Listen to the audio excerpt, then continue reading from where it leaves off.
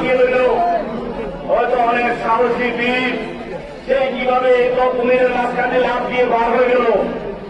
তাকে জিজ্ঞাসা করলো, ভাই তোমার কাছে অনেক সাহস, তুমি কিভাবে পারলা, কিভাবে করলা?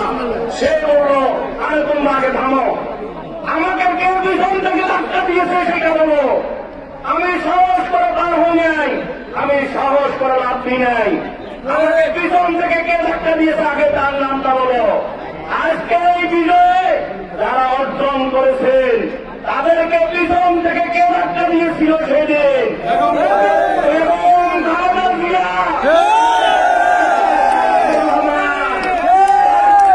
আন্দোলনকে সফলতার তার প্রান্তে পৌঁছিয়ে দিয়েছিল।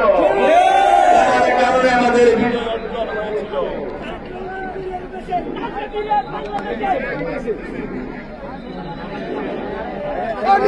হয়েছিল।